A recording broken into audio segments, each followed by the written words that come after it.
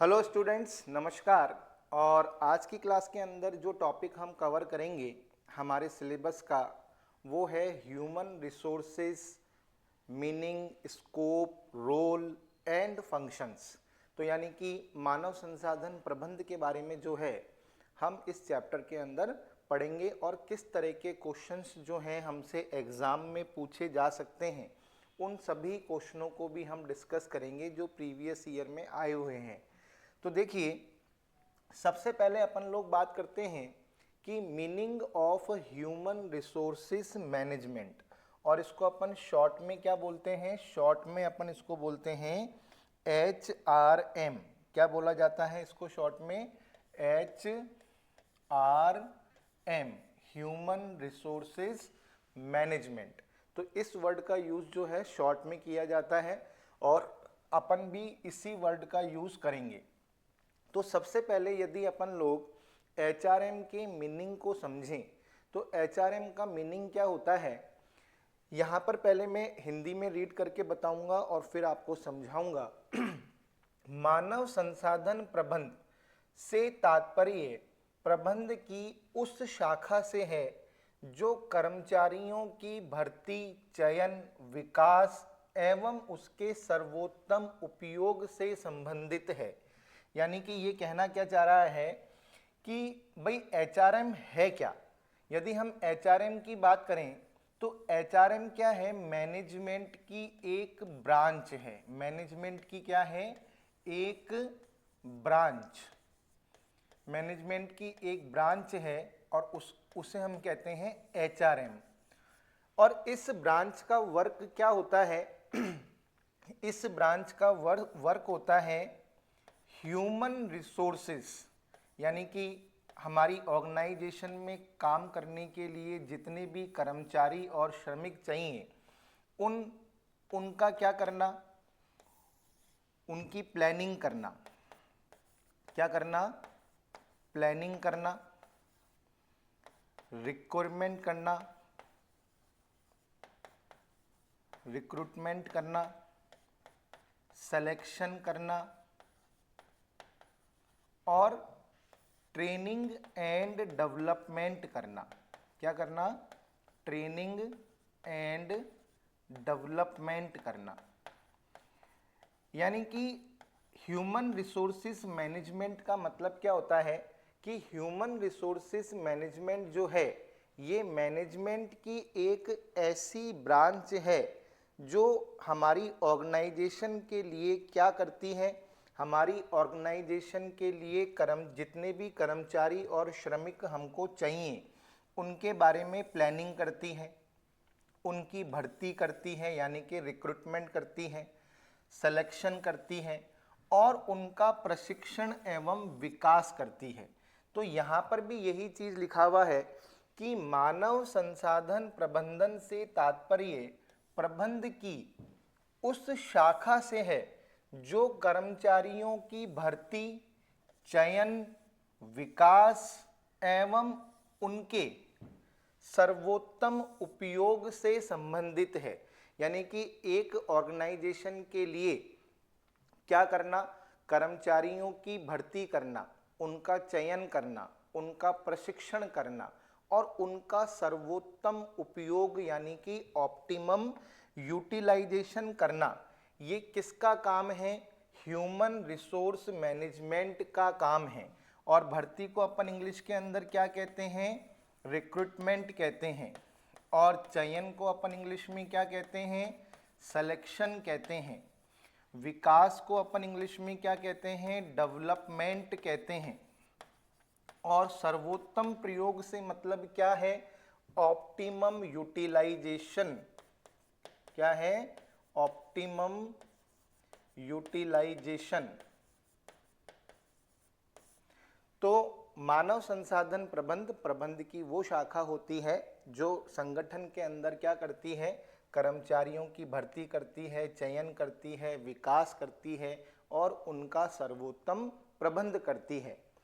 यह किसी भी व्यावसायिक संगठन की एक महत्वपूर्ण प्रक्रिया है। यानी कि ह्यूमन रिसोर्स मैनेजमेंट जो है ये किसी भी बिजनेस ऑर्गेनाइजेशन के लिए एक इम्पॉर्टेंट प्रोसेस है, क्योंकि व्यावसायिक संगठन की सफलता उसके श्रेष्ठ मानव संसाधन पर निर्भर करती है कि कोई भी बिजनेस ऑर्गेनाइजेशन हो, उसकी जो सफलता है, उसकी जो सक्सेस है, वो उसके ह्यूमन रिसोर्सेस के ऊपर, उसके ऑप्टिमम यूटिलाइजेशन के ऊपर डिपेंड करती है।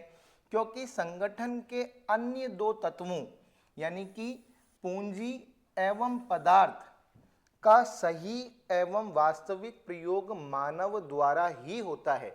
यानी कि किसी भी बिजनेस ऑर्गेनाइजेशन के लिए ह्यूमन रिसोर्सेज मैनेजमेंट जो है एक इम्पॉर्टेंट प्रोसेस है, क्योंकि बिजनेस ऑर्गेनाइजेशन के जो अन्य या अदर टू इम्पॉर्टेंट एलिमेंट्स होते हैं, कैपिटल और मटेरियल, तो कैपिटल और मटेरियल का बेटर तरीके से और सही तरीके से यूज़ करना किसकी जिम्मेदारी होती है? हमारे कर्मचारियों और श्रमिकों की जिम्मेदारी होती है। इसलिए ह्यूमन रिसोर्सेज मैनेजमेंट को एक बिजनेस ऑर्गेनाइजेशन के लिए क्या माना जाता है? इम्पॉर्टेंट प्रोसेस माना जाता है। तो देखिए यहाँ पर अपन लोगों ने एक इंट्रोडक्शन पढ़ा कि एक्चुअल में ह्यूमन रिसोर्सेज मैनेजमेंट है क्या। ह्यूमन रिसोर्सेज मैनेजमेंट की एक ऐसी ब्रांच है जो एक बिजनेस ऑर्गेनाइजेशन के लिए क्या करती हैं? एम्प्लॉयज़ एंड वर्कर्स को रिक्रूट करती हैं, सेलेक्ट करती हैं, उनका ट्रेनिंग एंड डेवलपमेंट करती हैं और उनका ऑप्टिमम यूटिलाइजेशन करती हैं। ह्यूमन रिसोर्सेज मैनेजमेंट को किसी भी बिजनेस ऑर्गेनाइजेशन के लिए एक इम्पॉर्टेंट प्रोसेस माना जाता है, क्योंकि बिजनेस ऑर्गेनाइजेशन के जो अदर टू इम्पॉर्टेंट एलिमेंट्स होते हैं, कैपिटल और मटेरियल, इनको यूज़ करने की जो लाइबिलिटी होती है, जो जिम्मेदारी होती है, वो ह्यूमन रिसोर्सेज की ही होती है। और यदि किसी बिजनेस ऑर्गेनाइजेशन के पास बढ़िया श्रमिक यानी कि बेटर और एफिशिएंट जो है, एफिशिएंट वर्कर्स और एम्प्लॉयज़ नहीं हैं, तो वो बिजनेस ऑर्गेनाइजेशन सक्सेस नहीं हो सकती। इसलिए ह्यूमन रिसोर्सेज को किसी भी बिजनेस ऑर्गेनाइजेशन के लिए क्या माना जाता है? इम्पॉर्टेंट एलिमेंट माना जाता है। और इस एलिमेंट का मैनेजमेंट जो है वो किसके थ्रू किया जाता है? ह्यूमन रिसोर्सेज डिपार्टमेंट के थ्रू किया जाता है। अगर ह्यूमन रिसोर्सेज डिपार्टमेंट बेटर नहीं है तो वो बिजनेस ऑर्गेनाइजेशन सक्सेस नहीं हो सकती। ह्यूमन रिसोर्सेज मैनेजमेंट का एक क्या है? पार्ट है। आगे देखिए, अगर हम बात करें कि मानव संसाधन प्रबंध का कार्य क्षेत्र यानी कि scope of human resources management, ये इम्पॉर्टेंट है और प्रीवियस एग्जाम में यहाँ से क्वेश्चन आया हुआ है। वहाँ पे प्रीवियस एग्जाम में क्वेश्चन क्या आया कि मानव संसाधन प्रबंध के कार्य क्षेत्र में शामिल किया गया है, तो ये तीनों दे दिए और चौथा ऑप्शन था उपरोक्त सभी, तो उसका आंसर था उपरोक्त सभी यानी कि ऑल ऑफ द अबव।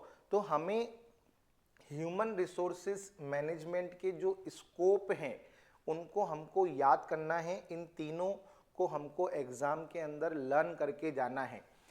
तो हम लोग बात कर रहे हैं मानव संसाधन प्रबंध का कार्य क्षेत्र। देखिए कार्य क्षेत्र का मतलब क्या होता है या स्कोप का मतलब क्या होता है? स्कोप का मतलब होता है वर्किंग एरिया। क्या होता है? Working area. यानी कि एक कंपनी का जो ह्यूमन रिसोर्सेज डिपार्टमेंट है वो कौन कौन से वर्क करता है, यानी कि उसको किन किन कार्यों को पूर्ण करना पड़ता है, वो उसका स्कोप कहलाता है। तो जो एक ऑर्गेनाइजेशन के अंदर ह्यूमन रिसोर्सेज डिपार्टमेंट होता है उसको तीन तरह के काम करने पड़ते हैं और ये तीन तरह के काम जो हैं उसका स्कोप डिसाइड करते हैं। तो अगर आपसे पूछा जाए कि ह्यूमन रिसोर्सेज डिपार्टमेंट जो होता है या ह्यूमन रिसोर्सेज मैनेजमेंट जो होता है उसके स्कोप में किस किस को इंक्लूड किया गया है, तो किसी भी बिजनेस ऑर्गेनाइजेशन का जो ह्यूमन रिसोर्सेज मैनेजमेंट वाला पार्ट है उसके स्कोप को हम कितने पार्ट्स में डिवाइड कर सकते हैं, हम उसको 3 भागों में बांटकर समझ सकते हैं। कितने भागों में बांटकर समझ सकते हैं? 3 भागों के अंदर बांटकर समझ सकते हैं। यानी कि एक कंपनी के ह्यूमन रिसोर्सेज डिपार्टमेंट को 3 तरह के वर्क करने पड़ते हैं। तो उसका पहला वर्क क्या है? लेबर और ह्यूमन रिसोर्सेज एस्पेक्ट। दूसरा क्या है? Welfare aspect. और तीसरा क्या है? Industrial relation aspect. तो इसको आप ऐसे समझो कि अगर आपसे एग्जाम में पूछा जाए कि ह्यूमन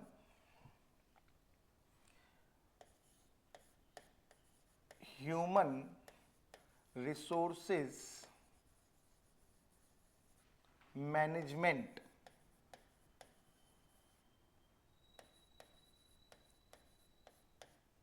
का स्कोप बताइए, है ना।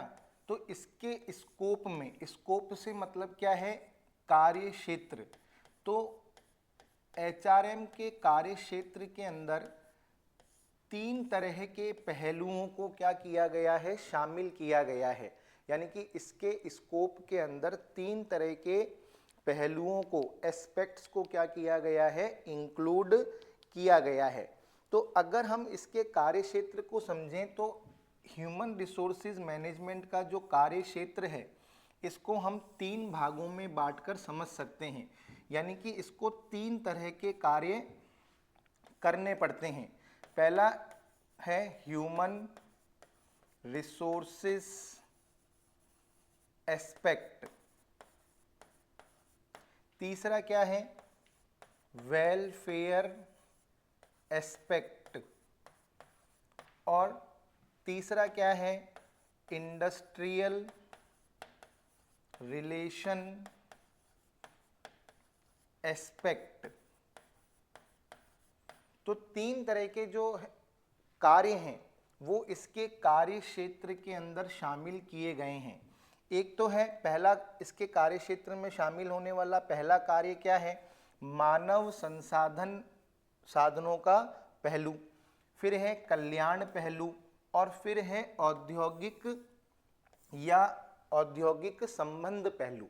तो ध्यान रखना है कि किसी भी कंपनी का जो ह्यूमन रिसोर्सेज डिपार्टमेंट होता है या मैनेजमेंट होता है उसके स्कोप के अंदर 3 तरह के वर्क्स को क्या किया जाता है? इंक्लूड किया जाता है।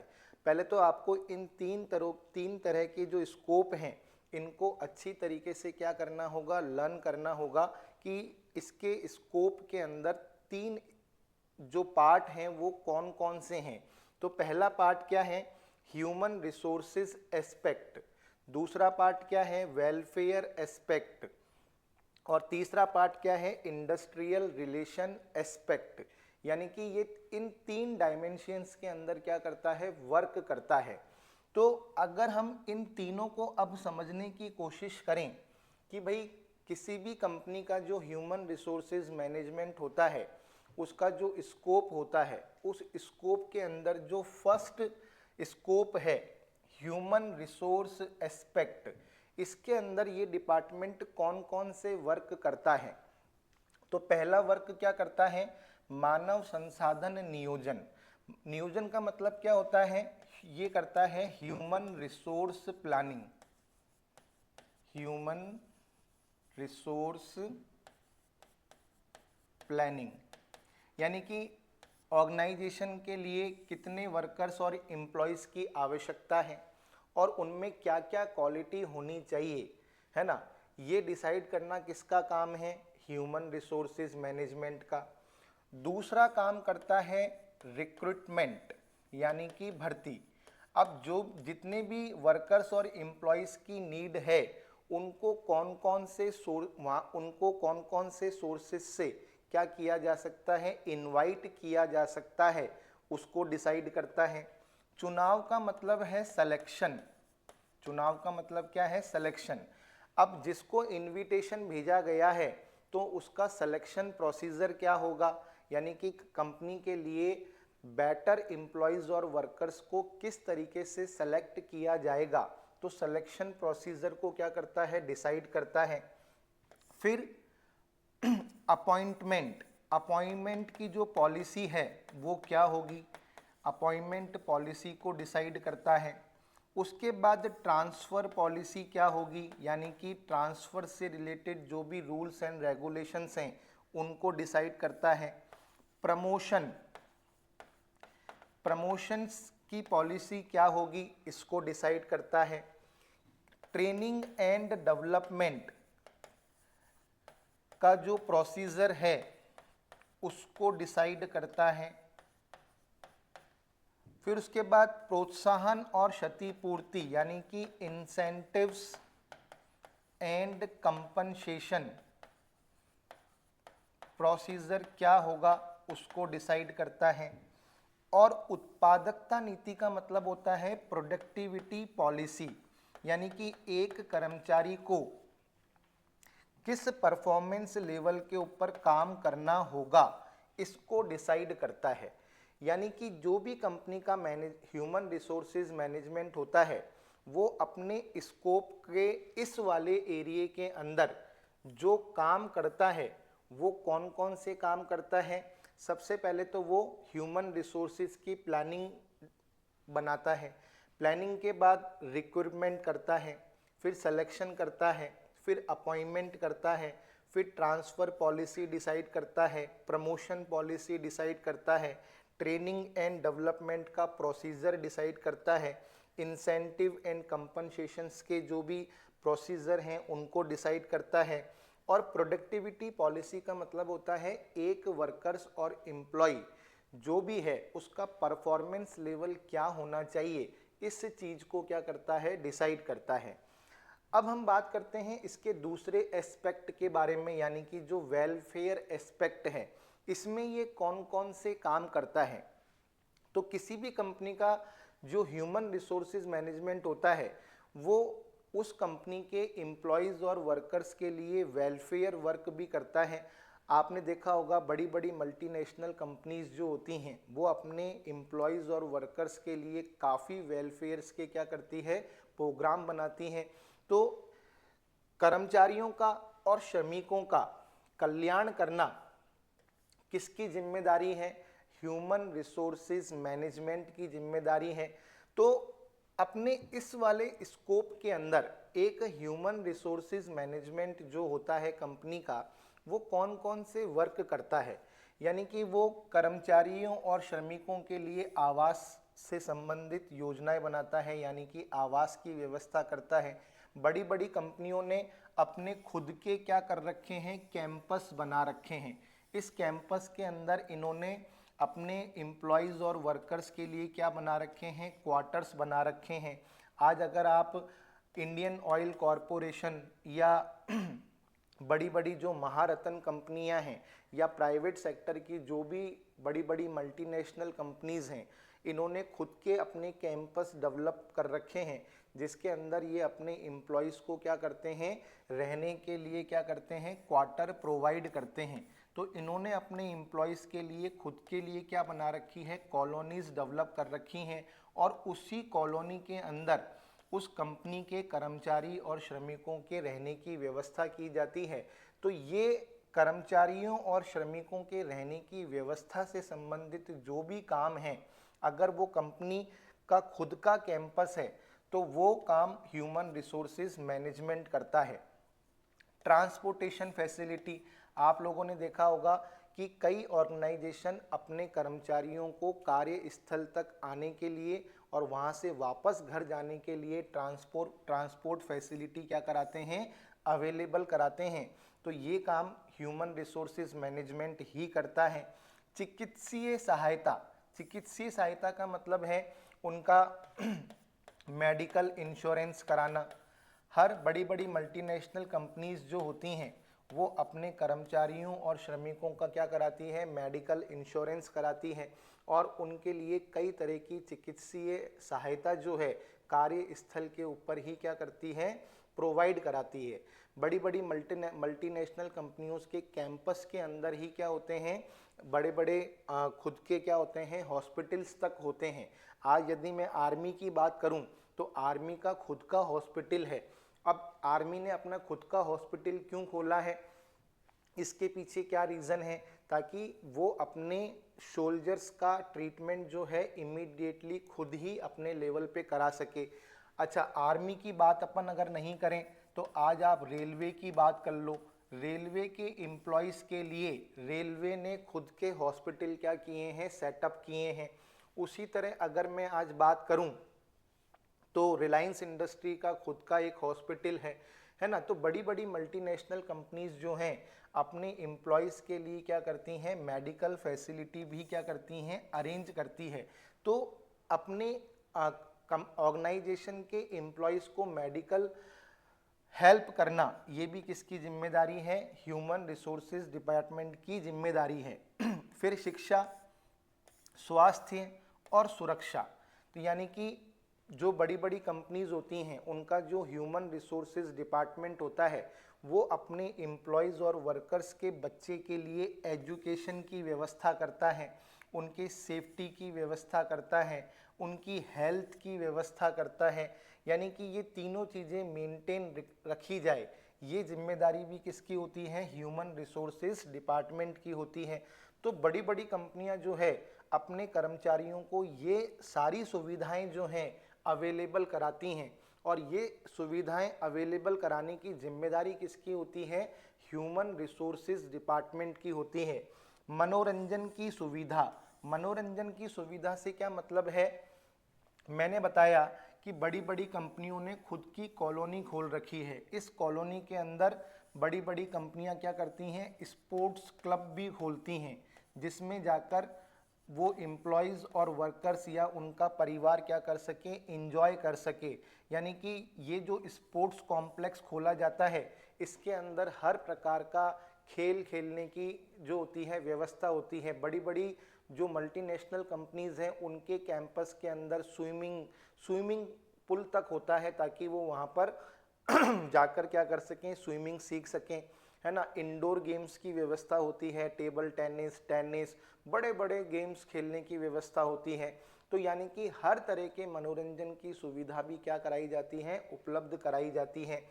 फिर अपने बिजनेस ऑर्गेनाइजेशन के अंदर कैंटीन, जहाँ पर एम्प्लॉयज़ और वर्कर्स आकर क्या कर सकें, ब्रेक ले सकें, चाय पी सकें, कॉफ़ी पी सकें, खाना खा सकें।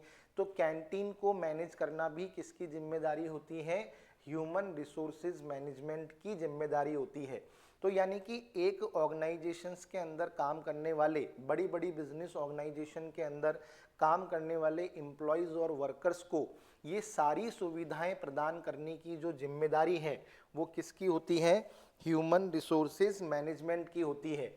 ह्यूमन रिसोर्सेज मैनेजमेंट उस ऑर्गेनाइजेशन के एम्प्लॉयज़ और वर्कर्स के लिए आवास की व्यवस्था करता है, ट्रांसपोर्टेशन की व्यवस्था करता है, मेडिकल चेकअप की व्यवस्था करता है, एजुकेशन एंड सेफ्टी की व्यवस्था करता है ना, एंटरटेनमेंट की व्यवस्था करता है और कैंटीन की व्यवस्था करता है। तो ये जितने भी काम हैं ये किस में आते हैं, वेलफेयर एस्पेक्ट के अंदर आते हैं। किस में आते हैं, वेलफेयर एस्पेक्ट के अंदर आते हैं। इसके बाद अपन देखते हैं लास्ट एस्पेक्ट क्या है, इंडस्ट्रियल रिलेशन एस्पेक्ट। आज प्रोडक्शन को इंक्रीज करने के लिए ये बहुत ज़रूरी है, या बिजनेस ऑर्गेनाइजेशन की ग्रोथ के लिए ये बहुत ज़रूरी है कि मैनेजमेंट और एम्प्लॉयज़ और वर्कर्स के बीच में जो रिलेशन है वो क्या रहें, बेटर रहें। भाई एक तरफ मैनेजमेंट होता है और एक तरफ कौन होते हैं, एम्प्लॉयज़ और वर्कर्स होते हैं। क्या होते हैं, एम्प्लॉयज़ एंड वर्कर्स होते हैं। तो किसी भी ऑर्गेनाइजेशन की ग्रोथ कब हो सकती है, जब इन दोनों के बीच में क्या हो, रिलेशन क्या हो, बेटर हो। रिलेशन क्या हो, बेटर हो। अगर इन दोनों के बीच में डिस्प्यूट होगा तो कोई भी बिजनेस ऑर्गेनाइजेशन ग्रोथ नहीं कर सकती, क्योंकि मैनेजमेंट क्या करता है, प्लानिंग बनाता है, और उस प्लानिंग को इम्प्लीमेंट करने की जिम्मेदारी किसकी होती है, वो होती है एम्प्लॉयज़ और वर्कर्स की। यदि इन दोनों के बीच में बेटर रिलेशन नहीं है तो कोई भी बिजनेस ऑर्गेनाइजेशन जो है वो ग्रोथ नहीं कर सकती, उसकी ग्रोथ जो है वो क्या हो जाएगी, रुक जाएगी। तो ग्रोथ के लिए ज़रूरी है कि मैनेजमेंट और एम्प्लॉयज और वर्कर्स के बीच में क्या हो, बेटर रिलेशन हो। और इस रिलेशन को बेटर करने की जो जिम्मेदारी होती है वो किसकी होती है, HRM, ह्यूमन रिसोर्सेज मैनेजमेंट की होती है। अब ये इस रिलेशन को बेटर करने के लिए भी कई तरह के वर्क करता है, जैसे कि जॉइंट सजेशन। अगर किसी चीज के ऊपर परामर्श की आवश्यकता है प्रबंध और श्रमिकों के बीच में, तो उन दोनों के बीच में जॉइंट सजेशन की व्यवस्था करता है। सामूहिक समझौता, यानी कि एक तरीके से अपन कह सकते हैं म्यूचुअल कॉन्ट्रैक्ट। अगर किसी चीज को लेकर कोई विवाद हो गया है ना, तो उन दोनों के बीच में अगर सामूहिक समझौते की आवश्यकता है तो उसकी व्यवस्था करता है। शिकायत सुधार और अनुशासनात्मक प्रक्रिया, यानी कि कोई भी कंप्लेंट है तो उस कंप्लेंट को सॉल्व करना और डिसिप्लिन को मेंटेन करना किसकी जिम्मेदारी है ना, वो ह्यूमन रिसोर्सेज मैनेजमेंट की जिम्मेदारी है। और डिस्प्यूट सेटलमेंट, अगर कोई भी डिस्प्यूट हो गया है तो उस डिस्प्यूट का सेटलमेंट करने की जिम्मेदारी भी किसकी है, ह्यूमन रिसोर्सेज मैनेजमेंट की ही है। तो ह्यूमन रिसोर्सेज मैनेजमेंट के अगर हम स्कोप की बात करें तो इसके स्कोप को 3 पार्ट्स के अंदर क्या किया गया है, डिवाइड किया गया है। मैं फिर कह रहा हूं कि ये इंपॉर्टेंट है और प्रीवियस एग्जाम में यहां से क्वेश्चन आया हुआ है। तो अगर आपसे पूछा जाए कि ह्यूमन रिसोर्स मैनेजमेंट का जो स्कोप है उसके अंदर किस किस को इंक्लूड किया गया है, तो 3 तरह के एस्पेक्ट्स जो हैं वो इसके स्कोप के अंदर क्या किए गए हैं, इंक्लूड किए गए हैं। यानी कि 3 तरह के पहलू जो हैं वो इसके कार्य क्षेत्र के अंदर क्या किए गए हैं, शामिल किए गए हैं। पहला एस्पेक्ट क्या है, ह्यूमन रिसोर्स एस्पेक्ट। दूसरा एस्पेक्ट क्या है, वेलफेयर एस्पेक्ट। और तीसरा क्या है, इंडस्ट्रियल रिलेशन एस्पेक्ट। यदि हम ह्यूमन रिसोर्स एस्पेक्ट की बात करें तो इसमें प्लानिंग करना, रिक्रूटमेंट करना, सिलेक्शन करना, अपॉइंटमेंट देना, ट्रेनिंग एंड डेवलपमेंट करना, कंपनसेशन देना, है ना, इंसेंटिव्स डिसाइड करना और प्रोडक्टिविटी को डिसाइड करना, वो इसके अंदर आता है। वेलफेयर के अंदर अगर अपन देखें तो हाउस की व्यवस्था करना, ट्रांसपोर्टेशन की व्यवस्था करना, मेडिकल फैसिलिटी की व्यवस्था करना, एजुकेशन की व्यवस्था करना, सेफ्टी की व्यवस्था करना, एंटरटेनमेंट की व्यवस्था करना, वो सब किस में आता है, वेलफेयर एस्पेक्ट के अंदर आता है।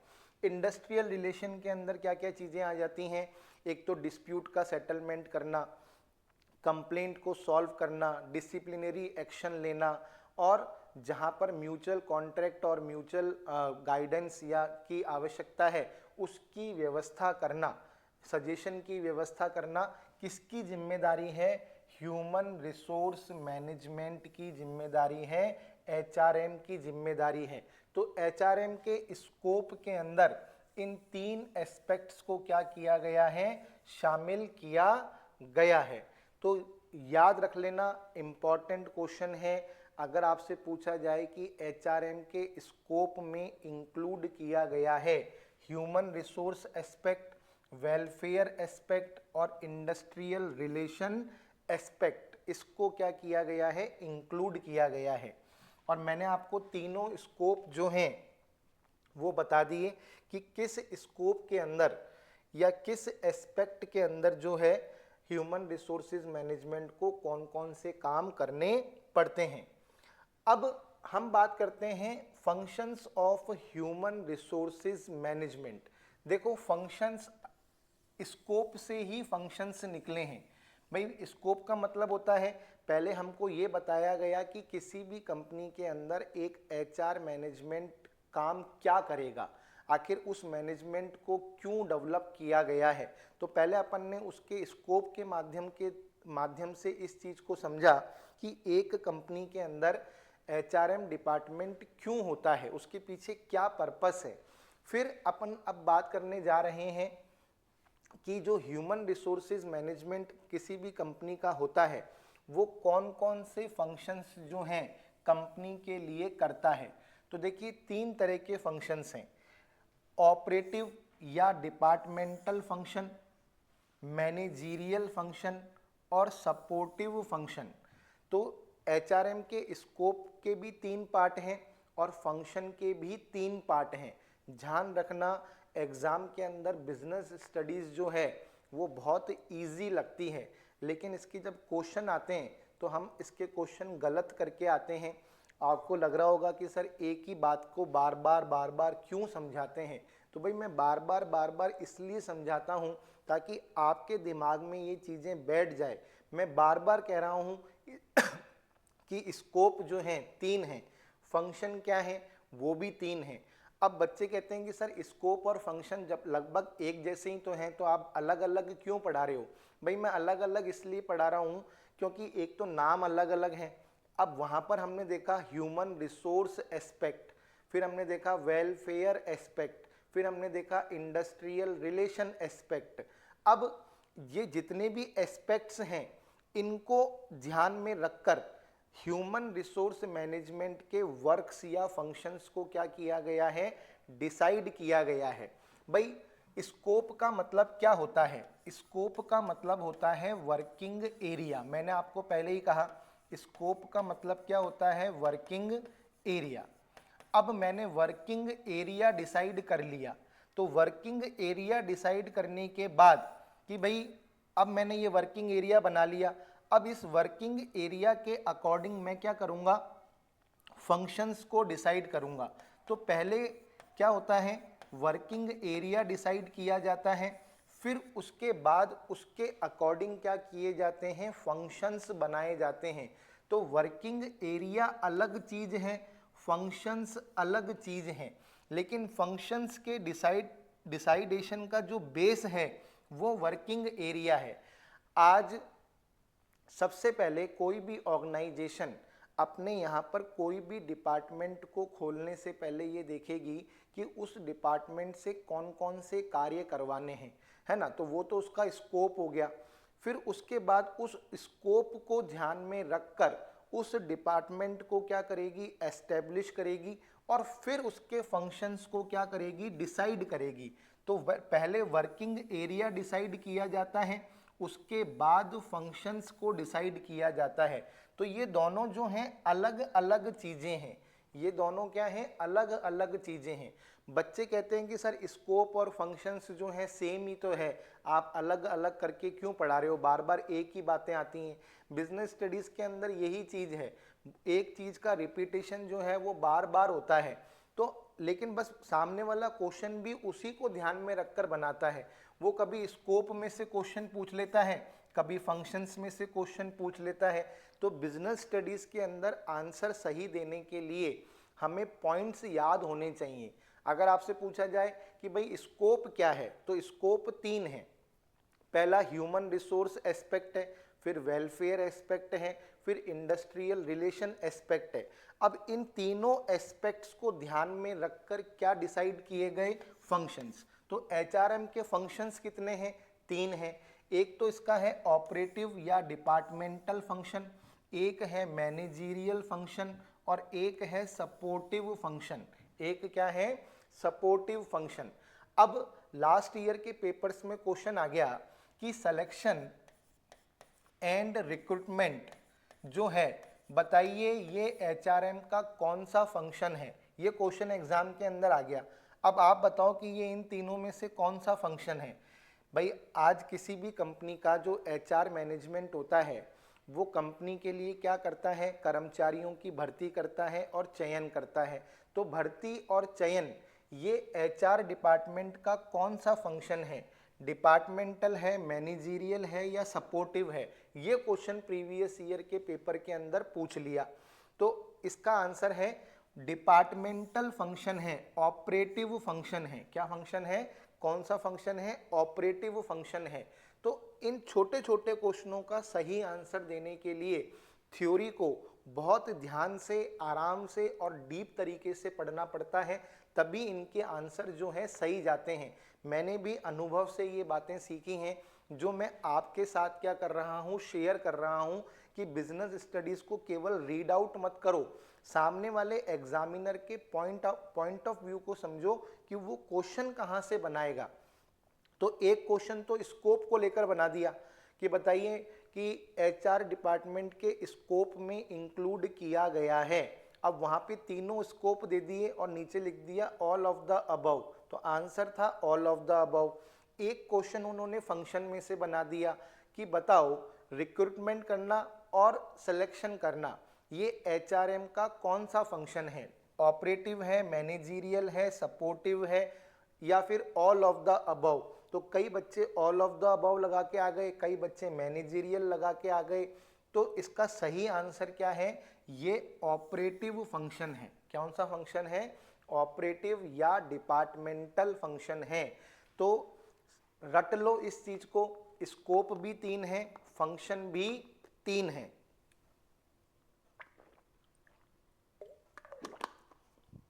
यहां तक क्लियर हो गई बात। अब देखो, अब अपन तीनों फंक्शंस को एक एक करके पढ़ेंगे कि भाई एक कंपनी का जो एचआर मैनेजमेंट होता है वो कौन कौन से डिपार्टमेंटल फंक्शन करता है, यानी कि डिपार्टमेंटल वर्क कौन कौन से हैं। पहला काम क्या है, ह्यूमन रिसोर्सेज प्लानिंग करना। पहला काम क्या है, ह्यूमन रिसोर्सेज प्लानिंग करना। देखो प्लानिंग अलग चीज है, प्लानिंग में बहुत सारी चीजें आती हैं। यहां पर क्या लिखा हुआ है, ह्यूमन रिसोर्सेज प्लानिंग। अब इसका मतलब क्या होता है, कर्मचारियों का पूर्वानुमान लगाना, योग्यताएं निर्धारित करना, यानी कि जो कंपनी का एचआर मैनेजमेंट होता है वो एस्टिमेशन करता है कि भाई कितने कर्मचारी हमको चाहिए और किस योग्यता के चाहिए, यानी कि उनके अंदर कौन कौन सी क्वालिटीज होनी चाहिए। ये इसका क्या है, डिपार्टमेंटल फंक्शन है। क्या है, डिपार्टमेंटल या ऑपरेटिव फंक्शन है, डिपार्टमेंटल या ऑपरेटिव फंक्शन है। तो सबसे पहला वर्क क्या है, ह्यूमन रिसोर्सेज प्लानिंग। पहला फंक्शन क्या है, ह्यूमन रिसोर्सेज प्लानिंग। अब इसके अंदर क्या करता है, पूर्वानुमान, यानी कि कर्मचारियों की कितनी कर्मचारियों की आवश्यकता है ना, और किस योग्यता के कर्मचारियों की आवश्यकता है इसका पूर्वानुमान लगाता है। दूसरा डिपार्टमेंटल वर्क क्या है, भर्ती। भर्ती यानी कि रिक्रूटमेंट। भर्ती का मतलब क्या है, रिक्रूटमेंट। उन स्रोतों का पता लगाना जहां से संस्था हेतु योग्य कर्मचारी प्राप्त हो सकते हैं, यानी कि सोर्सेस को आइडेंटिफाई करना। किसको आइडेंटिफाई करना, सोर्सेस को आइडेंटिफाई करना, ये इसका एक डिपार्टमेंटल फंक्शन है। अब सोर्सेस, दो तरह के सोर्सेज होते हैं, इंटरनल और एक्सटर्नल। कितने तरह के सोर्सेज होते हैं, 2 तरह के सोर्सेज होते हैं। तो इंटरनल और एक्सटर्नल को क्या करना, फाइंड आउट करना। अभी अपन बहुत डिटेल से पढ़ेंगे इसके बारे में। तो देखिए पहला डिपार्टमेंटल फंक्शन क्या है, ह्यूमन रिसोर्सेज की प्लानिंग करना। इसके अंदर क्या करता है, नीड डिसाइड करता है और क्वालिटी डिसाइड करता है। नीड का मतलब नंबर्स, कितने कर्मचारी चाहिए और किस योग्यता के चाहिए, इस चीज को डिसाइड करता है। भर्ती का मतलब उन सोर्सेस को आइडेंटिफाई करता है जहां से कर्मचारियों को क्या किया जा सकता है, इनवाइट किया जा सकता है। भर्ती के अंदर क्या करता है, इनविटेशन भेजता है। चयन का मतलब क्या होता है, सिलेक्शन। चयन का मतलब क्या होता है, सिलेक्शन। भर्ती के माध्यम से आमंत्रित व्यक्तियों में से योग्य व्यक्ति का क्या करना, चुनाव करना। योग्य व्यक्ति का क्या करना, चुनाव करना। यानी कि सिलेक्शन जो है, सिलेक्शन का मतलब क्या है, जितने भी लोगों ने आवेदन किया है, एप्लीकेशन दी है, उसमें से बेस्ट को क्या करना, आइडेंटिफाई करना और सेलेक्ट करना क्या कहलाता है, सिलेक्शन कहलाता है। फिर निष्पादन मूल्यांकन, इसका मतलब होता है परफॉर्मेंस वैल्यूएशन। परफॉर्मेंस वैल्यूएशन, प्रत्येक कर्मचारी द्वारा निष्पादित कार्यों का उस पद के निष्पादन प्रमापों से तुलना करना, यानी कि कोई भी एम्प्लॉय जो है वो अपनी पोस्ट के अकॉर्डिंग जो उसकी अथॉरिटी है, रिस्पॉन्सिबिलिटी है, उसको सही तरीके से फुलफिल कर रहा है या नहीं कर रहा है, इस चीज को भी देखना किसकी जिम्मेदारी है? एचआर मैनेजमेंट की जिम्मेदारी है। अच्छे श्रम संबंध स्थापित करना, गुड रिलेशन मेंटेन करना, यानी कि वर्कर्स के साथ प्रतिदिन की विभिन्न समस्याओं के निवारण हेतु परिवेदना निवारण करना और विवाद हल करना, उसके लिए कमेटीज को क्या करना? फॉर्म करना। ये किसकी जिम्मेदारी है? ह्यूमन रिसोर्स मैनेजमेंट की जिम्मेदारी है। जनसंपर्क, देखो जनसंपर्क वाला काम बहुत इंपॉर्टेंट है, ये कंफ्यूज कर सकता है एग्जाम में। किसी भी संस्था के आप जो बड़े बड़े विज्ञापन देखते हो अखबारों के अंदर, वो कौन सा डिपार्टमेंट निकलवाता है? एचआरएम डिपार्टमेंट निकलवाता है। यानी कि संस्था का प्रचार करना, प्रसार करना, ये किसकी जिम्मेदारी होती है? एचआर मैनेजमेंट की जिम्मेदारी होती है। पत्र पत्रिकाओं में विज्ञापन और विज्ञप्ति प्रकाशित करवाना किसकी जिम्मेदारी है? एचआर मैनेजमेंट की। भाई विज्ञापन और विज्ञप्ति का मतलब क्या है? एक तरीके से आज संस्था को क्या है? कर्मचारियों की आवश्यकता है, तो एचआर मैनेजमेंट क्या करेगा? जितने भी न्यूज़पेपर हैं उसके अंदर रिक्रूटमेंट का ऐड देगा, है ना? उस ऐड को पढ़कर ही तो लोग बाग क्या करेंगे? अप्लाई करेंगे। तो आज आरपीएससी अपनी विज्ञप्ति अखबारों में छपवाता है कि नहीं छपवाता है? बड़ी बड़ी ऑर्गेनाइजेशन के आप अखबारों में ऐड देखते हो, रिक्रूटमेंट के ऐड देखते हो, फिर आप उस ऑर्गेनाइजेशन के अंदर अप्लाई करते हो। तो ये किसकी जिम्मेदारी है? ये किसकी जिम्मेदारी है? एचआर मैनेजमेंट की जिम्मेदारी है। किसकी जिम्मेदारी है? एचआर मैनेजमेंट की जिम्मेदारी है। तो ध्यान रखिए, डिपार्टमेंटल वर्क्स की यदि हम बात करें कि एक कंपनी का एचआर मैनेजमेंट कौन कौन से काम करता है, तो सबसे पहले तो वो ह्यूमन रिसोर्सेज प्लानिंग करता है। ह्यूमन रिसोर्सेज प्लानिंग का मतलब होता है नंबर ऑफ एम्प्लॉयज़ को क्या करना, यानी कि कितनी संख्या के अंदर हमें कर्मचारियों की आवश्यकता है, इसको डिसाइड करना, और किस योग्यता के कर्मचारी चाहिए इसको डिसाइड करना। उसके बाद भर्ती करना, भर्ती के बाद चयन करना, चयन के बाद उनका निष्पादन का मूल्यांकन करना, अच्छे श्रम संबंध स्थापित करना, और जनसंपर्क यानी कि पब्लिक रिलेशन, इसे इंग्लिश के अंदर क्या बोलते हैं? पब्लिक रिलेशंस को मेंटेन करना, है ना? तो एक तरीके से ये किसकी जिम्मेदारी होती है? ये एचआर मैनेजमेंट की जिम्मेदारी होती है। किसकी जिम्मेदारी होती है? एचआर मैनेजमेंट की।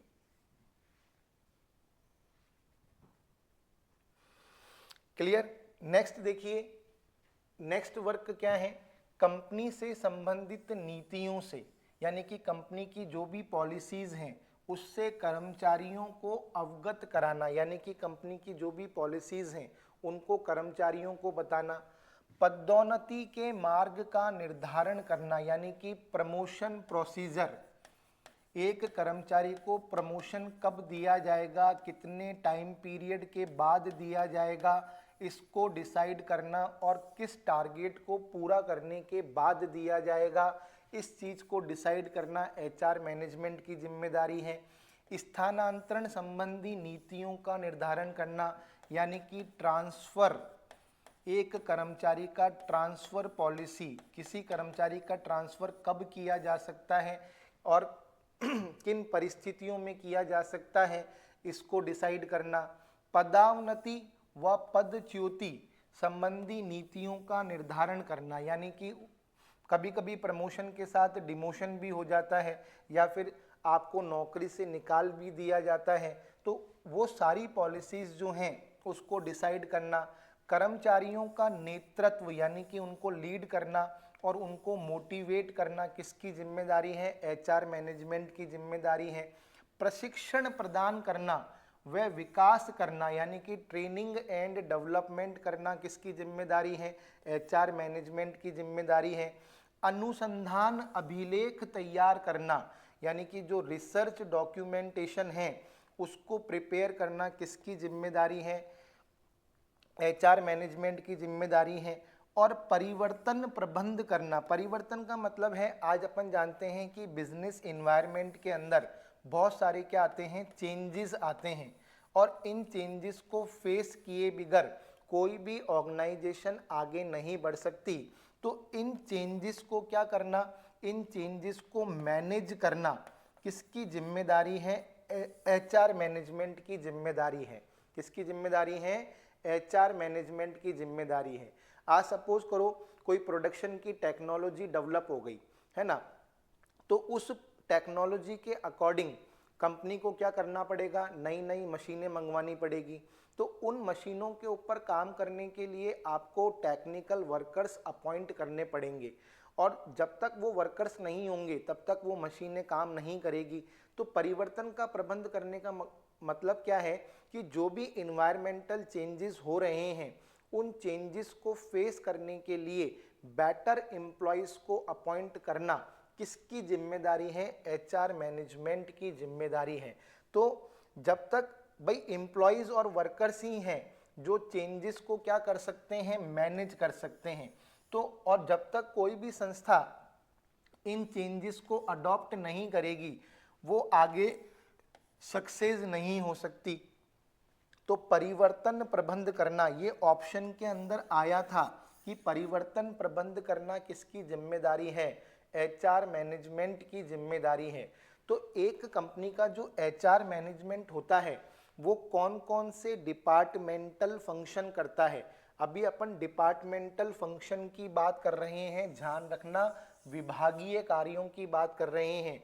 और एग्जाम में क्वेश्चन आया हुआ है कि भर्ती और चयन ये मानव संसाधन प्रबंध का कौन सा कार्य है, तो ध्यान रखना ऑपरेटिव फंक्शन है।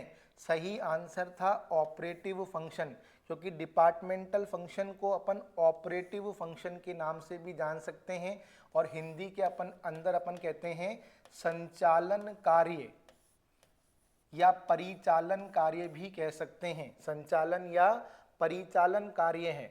तो ये इम्पॉर्टेंट है, ये एग्जाम में आया हुआ है। तो एक कंपनी का जो एचआर मैनेजमेंट होता है वो कौन कौन से डिपार्टमेंटल वर्क करता है, मानव संसाधनों का नियोजन करता है, भर्ती करता है, चयन करता है, कर्मचारियों के निष्पादन का मूल्यांकन करता है, कर्मचारियों से अच्छे श्रम संबंध स्थापित करता है ना, और जनसंपर्क करता है। क्या करता है, जनसंपर्क करने का मतलब क्या है, विज्ञापन और विज्ञप्तियों को प्रकाशित कराना, कंपनी की नीतियों से कर्मचारियों को अवगत कराता है, किसी पदोन्नति की नीतियों को निर्धारित करता है, स्थानांतरण की नीतियों को निर्धारित करता है, पदोन्नति की नीतियों को निर्धारित करता है, कर्मचारियों का नेतृत्व करता है, उनको अभिप्रेरणा देता है, कर्मचारियों के प्रशिक्षण एवं विकास की व्यवस्था करता है, अनुसंधान अभिलेख तैयार करता है और परिवर्तन प्रबंध करता है। ये सब एचआर मैनेजमेंट के कौन से फंक्शन हैं, डिपार्टमेंटल फंक्शन है, ऑपरेटिव फंक्शन है। रट लो, क्योंकि एग्जाम में क्वेश्चन इसी तरीके के पूछे जाते हैं, निम्नलिखित में से कौन सा मानव संसाधन प्रबंध का विभागीय कार्य नहीं है। तो अब जब यही पढ़ के नहीं जाओगे तो फिर उसका आंसर कैसे दोगे। तो इसलिए अपन को थ्योरी को हल्के में नहीं लेना है, थ्योरी को बहुत ही गंभीर रूप से लेना है, और ऐसे फंक्शन का क्वेश्चन आपसे एग्जाम में बनाकर दिया जा सकता है। अब देखिए प्रबंधकीय कार्य, वैसे तो प्रबंधकीय कार्य कितने होते हैं, मैनेजमेंट फंक्शन कितने होते हैं, प्लानिंग, ऑर्गेनाइजिंग, स्टाफिंग, डायरेक्टिंग और कंट्रोलिंग, 5 फंक्शन होते हैं। तो हर बच्चा तो ये 5 फंक्शन ही याद करके जाता है, लेकिन बात किसकी की जा रही है, एचआर मैनेजमेंट की, मैनेजमेंट फंक्शन की, मैनेजरियल फंक्शन की, तो उसमें स्टाफिंग नहीं आएगा, उसमें स्टाफिंग नहीं आएगा, उसमें आएगा प्लानिंग, ऑर्गेनाइजिंग, डायरेक्टिंग और कंट्रोलिंग। स्टाफिंग हट गया। देखो अब यहां से क्वेश्चन बन गया तो एग्जाम में गलत हो जाएगा ना, यहां से अगर क्वेश्चन बन गया तो एग्जाम के अंदर गलत हो जाएगा कि नहीं हो जाएगा, बताओ। अगर यहां से क्वेश्चन बन गया तो एग्जाम में गलत हो जाएगा कि बताओ कि एक एचआर मैनेजमेंट के कौन कौन से फंक्शन होते हैं, तो स्टाफिंग तो होगा ही नहीं ना, क्योंकि स्टाफिंग करने वाला तो ये खुद है। तो यहां पर अपन को ध्यान रखना है कि ये वाला जो फंक्शन है ये एचआर मैनेजमेंट का डिपार्टमेंटल फंक्शन है, मैनेजीरियल फंक्शन नहीं है, क्योंकि ये तो उसमें चले गया, किसमें चले गया, डिपार्टमेंटल में चले गया। तो देखो यहां से अब सामने वाला जो एग्जामिनर है वो इसी चीज को पकड़ता है कि भाई बताओ एचआर मैनेजमेंट के फंक्शंस में इंक्लूड है, एचआर मैनेजमेंट के फंक्शंस में इंक्लूड नहीं है। तो अपन को ध्यान रखना है ये 4 तरह के मैनेजीरियल फंक्शन करता है। एचआर डिपार्टमेंट जो है 4 तरह के मैनेजीरियल फंक्शन करता है, 5 तरह के मैनेजीरियल फंक्शन नहीं करता। बहुत ही इंपॉर्टेंट है, इस चीज को समझने की कोशिश करो।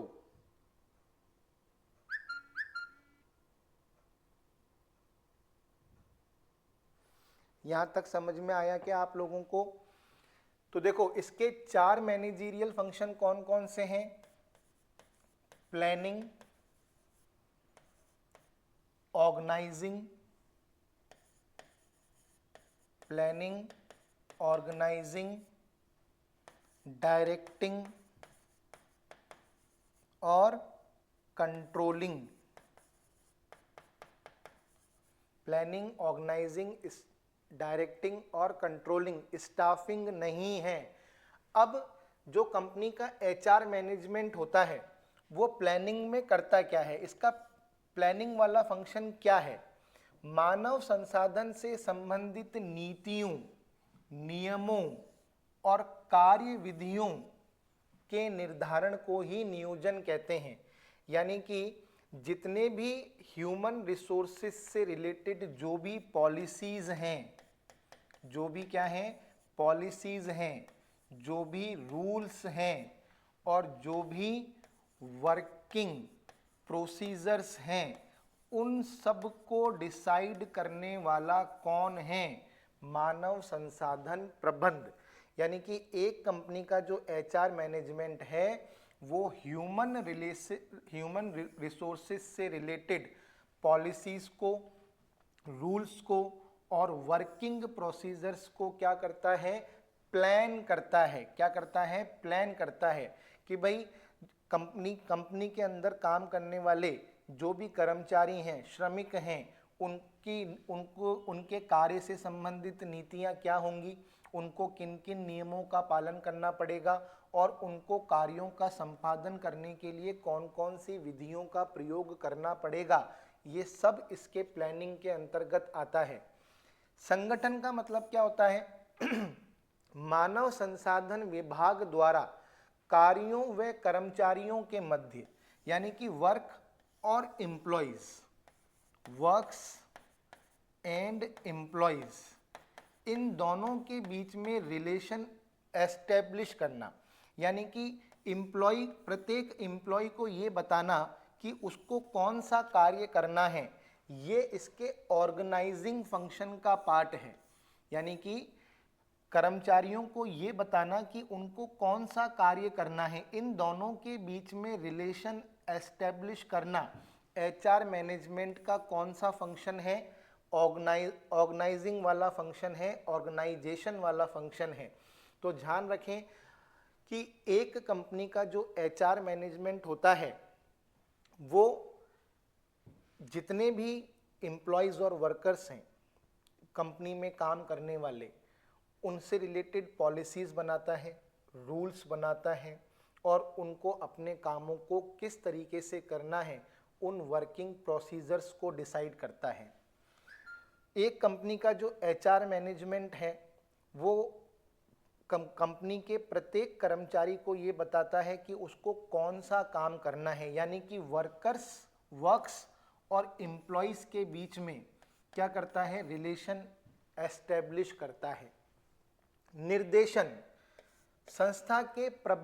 संस्था में प्रभावी संप्रेषण द्वारा यानी कि इफेक्टिव कम्युनिकेशन द्वारा कर्मचारियों का अभिप्रेरण तथा यथा समय पर्यवेक्षण व कार्य प्रदर्शन प्रदान कर नेतृत्व प्रदान करना, यानी कि कम्युनिकेशन के थ्रू, मोटिवेशन के थ्रू, सुपरविजन के थ्रू, वर्क डेमोन्स्ट्रेशन के थ्रू उनको क्या करना, लीड करना। भाई एक कंपनी का एचआर मैनेजमेंट बोलकर और इंसेंटिव्स देकर और सुपरविजन कर और वर्क डेमोन्स्ट्रेशन देकर कर्मचारियों को क्या करता है, लीड करता है, डायरेक्ट करता है। नियंत्रण का मतलब संस्था के प्रमापों से कार्य का मूल्यांकन कर रह गए अंतर या विचलन दूर करने हेतु उठाए गए आवश्यक कदम नियंत्रण के अंतर्गत आते हैं। यानी कि जो कंपनी के एम्प्लॉयज और वर्कर्स ने जो भी काम किया है ना, जो भी वर्क उन्होंने कंप्लीट किया है और कंपनी के जो भी स्टैंडर्ड्स हैं उन दोनों को आपस में कंपेयर करता है, यानी कि एक कर्मचारी की परफॉर्मेंस को कंपनी के स्टैंडर्ड्स के साथ क्या करता है, मैच करता है। और यदि दोनों के बीच में कोई डेविएशन मिलता है, कोई विचलन मिलता है, तो उस डेविएशन को क्या करता है, फाइंड आउट करता है और उसको सुधारने के लिए क्या किया जाना चाहिए। ये जो काम है किसके अंतर्गत आता है, कंट्रोलिंग के अंतर्गत आता है। तो एक कंपनी का जो एचआर मैनेजमेंट है वो कौन कौन से मैनेजरियल फंक्शन परफॉर्म करता है, planning, organising, directing and controlling. ये 4 तरह के मैनेजरियल फंक्शन जो हैं एक कंपनी के एचआर मैनेजमेंट के थ्रू किए जाते हैं। अब इसके जो कोऑपरेटिव या सपोर्टिव वर्क हैं, supportive work of HR management, जो इसके सपोर्टिव वर्क हैं वो कौन कौन से हैं। मानव संसाधन से संबंधित सूचना तंत्र यानी कि इंफॉर्मेशन सिस्टम बनाना, यानी कि ये प्रत्येक कर्मचारी का क्या करता है, एम्प्लॉइज और वर्कर्स, एम्प्लॉइज एंड वर्कर्स, इनका क्या करता है, रिकॉर्ड रखता है, इनके अटेंडेंस की व्यवस्था करता है ना, इनका इन टाइम आउट टाइम, यानी कि हर कर्मचारी से संबंधित प्रत्येक प्रकार की सूचना आसानी से अवेलेबल हो पाए वो काम एचआर मैनेजमेंट करता है। या कि आज संस्था में काम करने वाले कर्मचारियों का रिकॉर्ड मेंटेन करना भी क्या है, जरूरी है। वो किस दिन आया, काम पर आया, किस दिन नहीं आया, किस दिन वो हाफ टाइम में चला गया, वो संस्था के अंदर कब आया कब नहीं आया, और यदि छुट्टी पर है और उससे यदि संपर्क स्थापित करना है तो कैसे किया जाए। इन सब चीज़ों को लेकर जो काम है वो कंपनी का एचआर मैनेजमेंट करता है। अभिलेख तैयार करना, अभिलेख से मतलब सैलरी शीट है ना, वेजेस शीट तैयार करना, सैलरी शीट तैयार करना, वेजेस शीट तैयार करना, पीएफ डिपॉजिट करवाना प्रत्येक कर्मचारी का, है ना, कंपनसेशन पे करना। ये इस चीज़ों को लेकर सारे के सारे जो हैं ये रिकॉर्ड जो है मेंटेन करना किसकी जिम्मेदारी होती है, एचआर मैनेजमेंट की जिम्मेदारी होती है।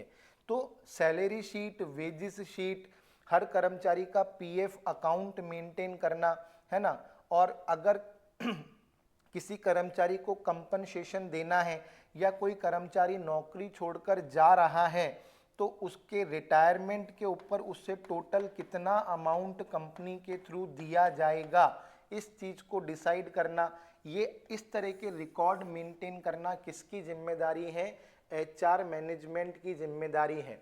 अंकेक्षण करवाना, यानी कि इन सब चीज़ों की क्या कराना, ऑडिट कराना, यानी कि जो भी चीज़ें, जो भी अकाउंटिंग प्रोसीजर वर्कर्स और एम्प्लॉयज से रिलेटेड है उनका उनकी ऑडिट कराना किसकी जिम्मेदारी है? एचआर मैनेजमेंट की जिम्मेदारी है। तो ये इसके सपोर्टिव फंक्शन है। क्या है? सपोर्टिव फंक्शन है। तो एग्जाम के अंदर आपको अच्छी तरीके से जो है इनको पढ़ के जाना है कि भाई एक एचआर मैनेजमेंट के फंक्शंस को 3 पार्ट्स के अंदर डिवाइड किया गया है। एक तो है डिपार्टमेंटल फंक्शन, एक है मैनेजीरियल फंक्शन और एक है सपोर्टिव फंक्शन। ठीक है, अब इसके डिपार्टमेंटल फंक्शन, मैनेजीरियल फंक्शन और सपोर्टिव फंक्शन, डिपार्टमेंटल फंक्शन के अंदर कौन कौन से वर्क करता है, मैनेजीरियल फंक्शन में कौन कौन से वर्क करता है, सपोर्टिव फंक्शन में एचआर मैनेजमेंट कौन कौन से काम करता है, ये सब चीज़ें हमको याद होनी चाहिए। डिपार्टमेंटल फंक्शन में क्या क्या करेगा?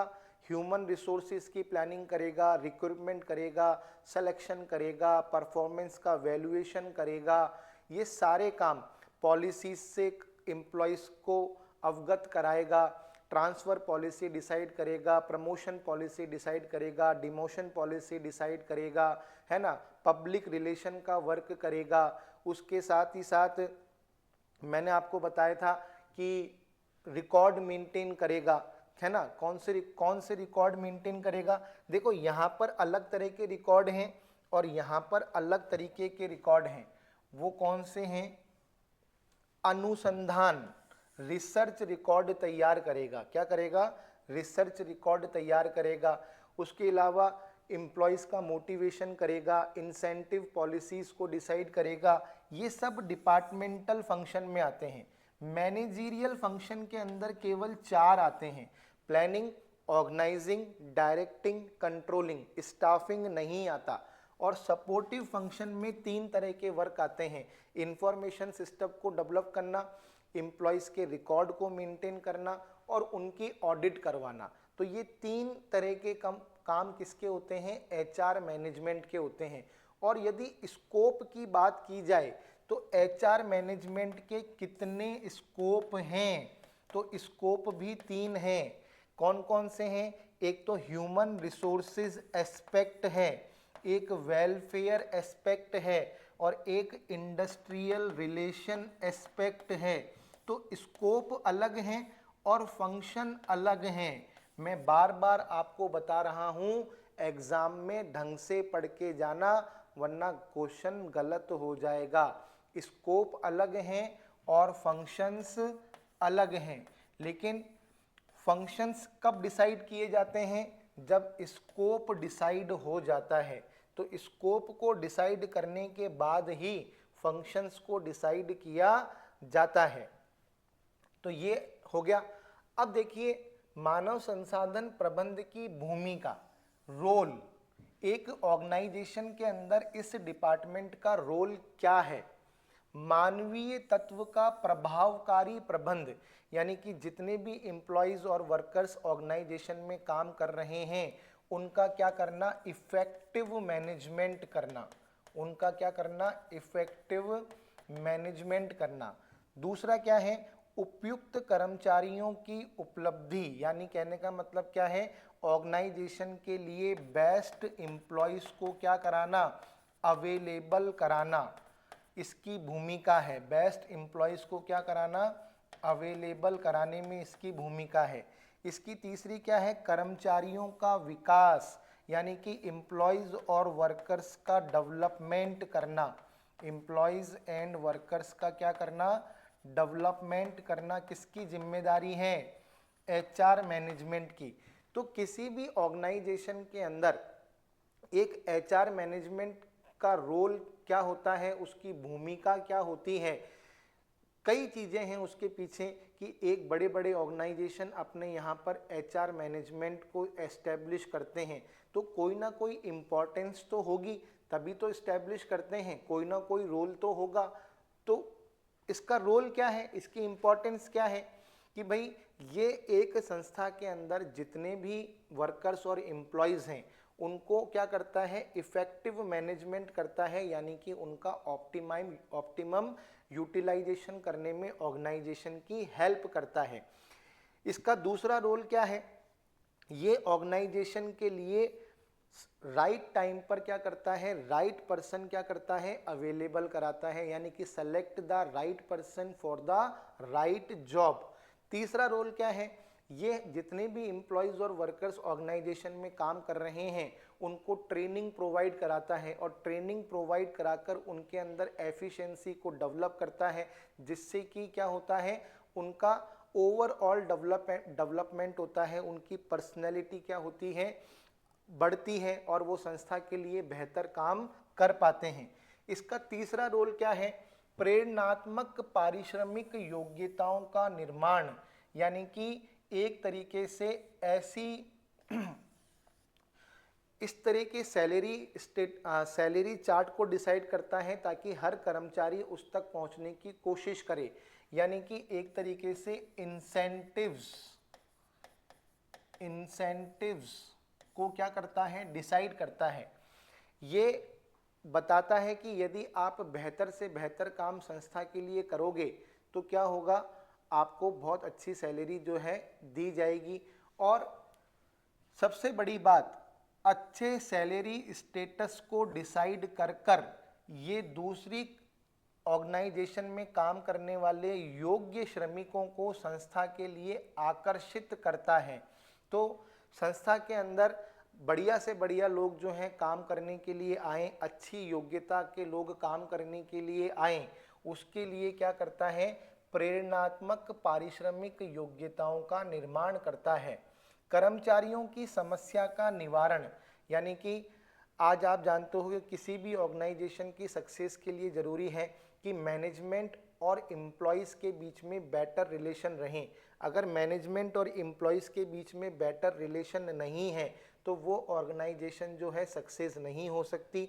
तो ये क्या करता है, इस चीज़ को क्या करता है, सॉर्ट आउट करता है। तो ये एक तो संस्था के अंदर औद्योगिक शांति बनाकर रखता है और प्रत्येक कर्मचारी की समस्याओं का निवारण भी करता है, और देश की समृद्धि में भी योगदान देता है, क्योंकि इसी के कारण हम मानव संसाधनों का सर्वोत्तम उपयोग कर पाते हैं।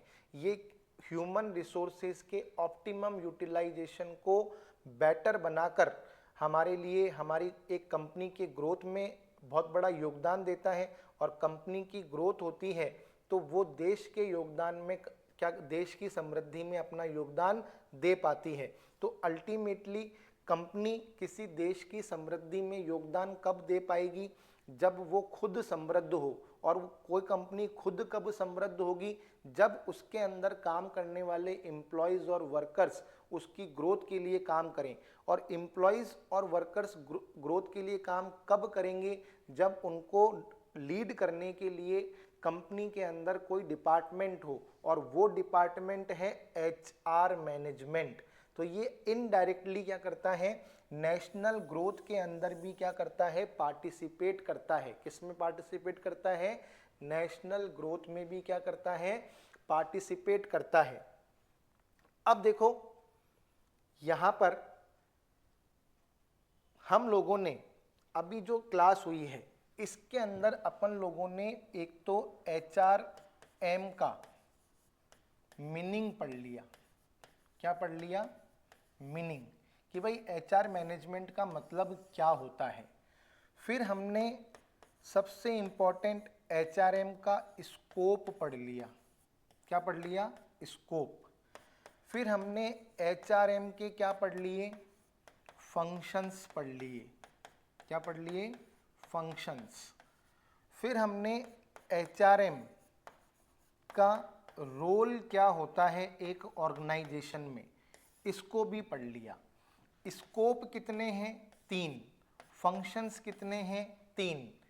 और मीनिंग मैंने आप लोगों को बता ही दिया कि HRM का मीनिंग क्या होता है।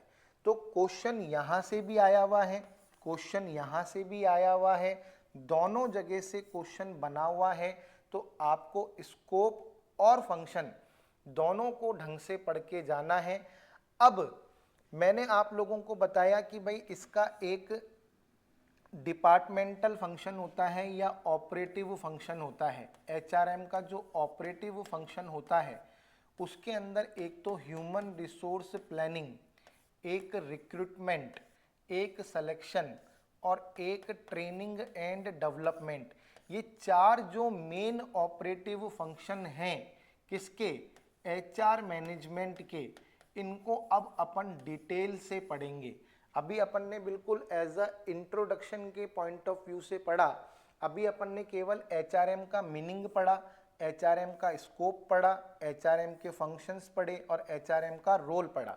अब फंक्शन के अंदर जो डिपार्टमेंटल फंक्शन अपन ने पढ़े या जो ऑपरेटिव फंक्शन अपन लोगों ने पढ़े, उसके अंदर मैंने आपको बताया कि human resources planning, recruitment, selection और ट्रेनिंग एंड डेवलपमेंट, ये एचआरएम के क्या हैं, ऑपरेटिव फंक्शंस हैं, है ना। तो इनके बारे में अब अपन नेक्स्ट क्लास के अंदर जो है डिटेल से पढ़ेंगे। और नेक्स्ट क्लास जो है अभी हाफ एन आवर के बाद होगी, तो यहाँ तक जो है आप ढंग से पढ़ लीजिए। मैंने आपको एक ओवरव्यू दे दिया कि आपके यहाँ से क्वेश्चन कैसे बन सकते हैं। इजी चैप्टर है, 2-3 बार रीड करोगे तो अपने आप समझ में आ जाएगा। हालांकि मैंने अपने लेवल पर आपको समझाने की कोशिश करी है कि मानव संसाधन प्रबंध का अर्थ क्या होता है, मानव संसाधन प्रबंध का कार्य क्षेत्र क्या होता है, मानव संसाधन प्रबंध के कार्य क्या होते हैं, मानव संसाधन प्रबंध की भूमिका क्या होती है। और कार्यों के अंदर भी मैंने बताया कि जो इसका कौन सा डिपार्टमेंटल फंक्शन होता है उसमें जो 4 मेन फंक्शन होते हैं, इसको अब अपन नेक्स्ट क्लास के अंदर जो है डिसाइड करेंगे। क्लास के साथ जुड़ने के लिए बहुत बहुत धन्यवाद। Thank you very much.